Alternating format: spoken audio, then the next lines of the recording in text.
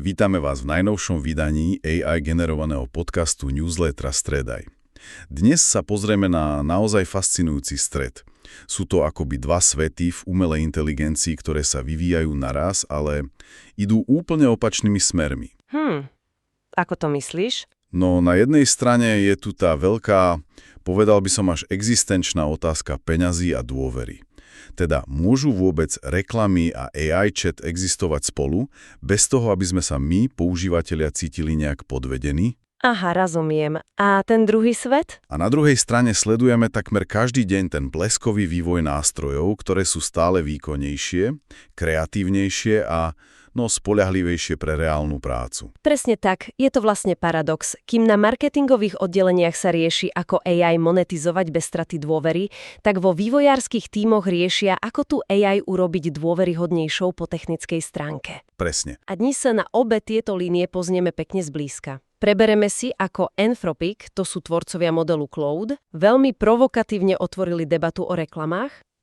Zatiaľ čo ChatGPT ich už tak potichu testuje. Áno. A potom sa ponoríme do tých praktických noviniek, ktoré naozaj menia hru.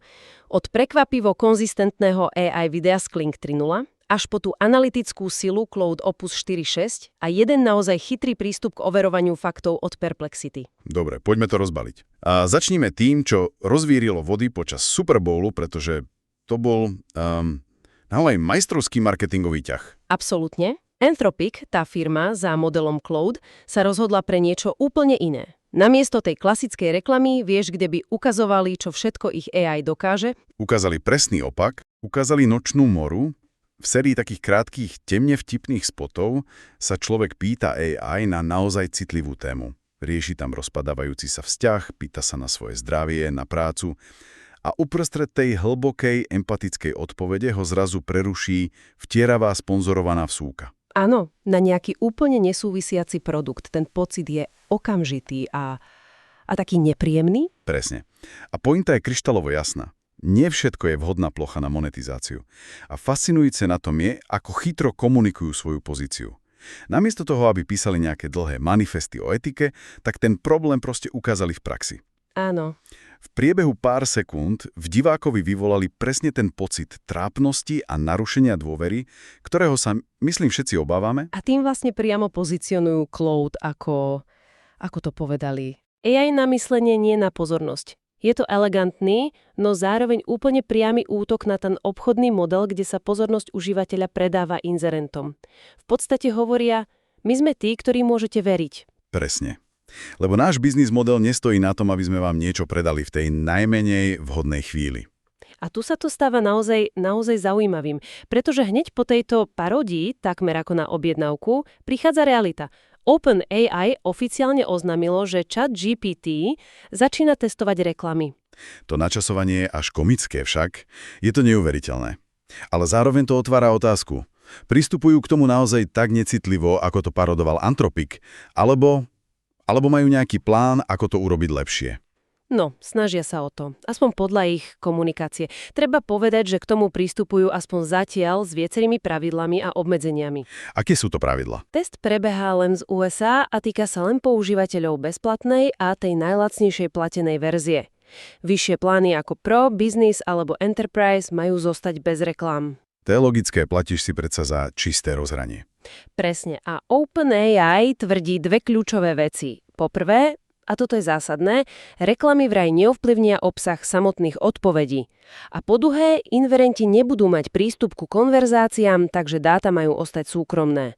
A všetko má byť jasne označené ako sponzorované. Tomu rozumiem, ale aj napriek týmto uisteniem to vo mne vyvoláva takú istú nervozitu. Vždy, keď sa povie dáta nebudú použité, človek si spomenie na všetky tie prípady z minulosti. Kedy nakoniec boli. Presne. Vlaciame sa k tej pôvodnej otázke. Odpovedá mi asistent, alebo mi niečo predáva? Lebo povedzme si úprimne, keď sa AI pýtam na odporúčanie na nákup nových tenisiek, sponzorovaný odkaz na nejaký e-shop je asi v poriadku. Jasné. Ale čo ak sa s ňou rozprávam o svojich úzkostiach, alebo o finančných problémoch, alebo o nejakom vážnom pracovnom rozhodnutí? Tá hranica dôvery je tam extrémne krehká. A to je presne ten kľúčový test, ktorý teraz budeme sledovať v priamom prenose. Problémom nie sú reklamy ako také. Tí sú všade. Tie sú všade. Problémom je to potenciálne, a možno aj nevyhnutné, narušenie dôvery v nástroj, ktorý sa profiluje ako osobný, takmer intímny asistent. Bude to obrovský experiment, či sa dá chatové rozhranie monetizovať bez toho, aby sa z neho stal ďalší presítený reklamný kanál, aký poznáme zo sociálnych sietí. Otázkou je, či OpenAI dokáže odolať tlaku a naozaj udržať tú čiaru medzi odpoveďou a reklamou. Lebo ak sa tá čiara začne stierať, Celý koncept AI asistenta ako dôveryhodného partnera sa môže jednoducho zrútiť. Dobre, takže zatiaľ, čo sa na jednej strane odohráva tento boj o dušu a biznis model AI chatu, na druhej strane sa technológia posúva miľovými krokmi vpred. A to v oblasti praktickej použiteľnosti. Áno. A oblasť, kde bol ten AI chaos doteraz asi najviditeľnejší, je video. Generovanie pohyblivých obrázkov bolo fascinujúce, ale tie výsledky boli často, náhodné a nekontrolovateľné. Úplne. Zdá sa však, že aj to sa končí. Prichádza Kling 3.0. Áno, a táto zmena je dôležitejšia, než sa na prvý pohľad zdá. Nejde len o to, že tie videá sú krajšie, ide o inú formu dôvery. Ako to? Nie o dôveru v to, že ti AI nepredá dáta, ale o kreatívnu dôveru. Dôveru, že ten nástroj doručí víziu, ktorú máš v hlave, a nielen nejaký náhodný, blikajúci výsledok. Bez tejto spoľahlivosti sa z hračky nikdy nestane profesionálny nástroj. Čo presne prináša Kling 3.0? Že je to taký veľký posun. Idú presne po tých problémoch, ktoré najviac trápili kreatívcov. Prvá a najdôležitejšia vec je superkonzistencia. Postavy a objekty si konečne držia svoj vzhľad naprieč rôznymi zábermi. Konečne. Koniec blikajúcim tváram a meniacim sa predmetom v rukách. Presne. Nedávno som to skúšala na jednom malom projekte. Chcela som vytvoriť krátky spot, kde maskot firmy drží v ruke produkt. V starších modeloch sa mu ten produkt v ruke menil každé 2 sekundy. Raz to bol pohár, potom kniha. To poznám. S touto novou verziou držal ten istý produkt po celý čas. Znie to ako drobnosť, ale presne toto je ten rozdiel medzi nepoužiteľným chaosom a reálnym nástrojom. To je obrovský rozdiel. A čo ďalšie? Ďalej sú tu dlhšie klipy, až do 15 sekúnd vo vysokom rozlíšení. To už umožňuje vytvoriť taký mini príbeh. A pre tých, čo chcú viac kontroly, je tu funkcia multishot storyboardu. Čiže môžem pracovať so scénami a záberami ako režisér? Presne tak. A taká čerešnička na torte, oveľa lepší text v obraze. Čitateľné nápisy a loga, čo je pre marketing a e-commerce extrémne praktické. Takže ak to zhrnem, prechádzame z fázy wow, AI vygenerovala pohyblivý obrázok, Áno. do fázy toto môžem reálne použiť v kampani, na produktové video alebo na vytvorenie seriálovej postavy, ktorá bude v každej scéne vyzerať rovnako. Takže z hračky sa stáva nástroj. A keď už hovoríme o profesionálnych nástrojoch, Anthropic, ktorého sme spomínali na začiatku, nielen je len v marketingu. Veru nie, vylepšili aj svoj hlavný model. Nový Cloud Opus 4.6. To už nie je len o bežnom čatovaní. Je to navrhnuté na reálnu zložitú prácu. Presne tak. Tie vylepšenia cielia na to, čo profesionálov v praxi najviac bolí. Model je podľa všetkého lepší v plánovaní zložitých úloh, ktoré majú viacero krokov, robí menej chýb. A čo je tá najväčšia zmena? No tá najväčšia zmena je kontextové okno, ktoré v beta verzii dosahuje až 1 milión tokenov. 1 000 000 tokenov? To je číslo, ktoré si je ťažké predstaviť. Skúsme si to prirovnať. Je to, ako by si človeku dal 5 hrubých kníh naraz a potom sa ho spýtal na jemné prepojenie medzi postavou z prvej knihy a dejovou linkou v 4. Páni. To je tá úroveň, o ktorej sa tu bavíme. Dokáže spracovať obrovské množstvo podkladov naraz, desiatky dokumentov, briefov, tabuliek, bez toho, aby, ako sa hovorí, stratil niť. Dobre, ale to stále znie dosť abstraktne. Keby som bol marketingový riaditeľ, ktorý má na stole haldu reportov z minulého roka, Excelov, prezentácií, ako presne by mi Cloud Opus 4.6 pomohol urobiť lepšie rozhodnutie? Výborná otázka. Skúsme si to ukázať na 2 konkrétnych príkladoch. Prvý je strategická syntéza. Dáš modelu presne tie podklady, ktoré si spomenul. Firemnú stratégiu, výskuvy trhu, poznávky z obchodných telefonátov, spätnú väzbu od zákazníkov a k tomu ešte weby 5 hlavných konkurentov. A čo s tým urobí? Len to zhrnie?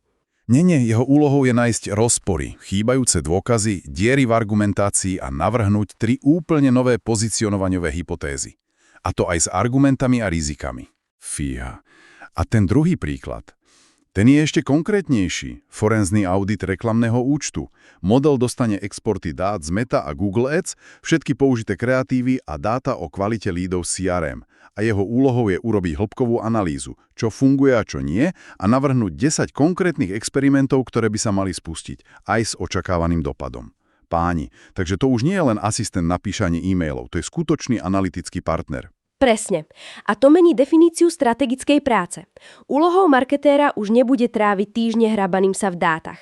Jeho úlohou bude klásť stroju tie správne, provokatívne otázky a kriticky vyhodnocovať jeho syntézu.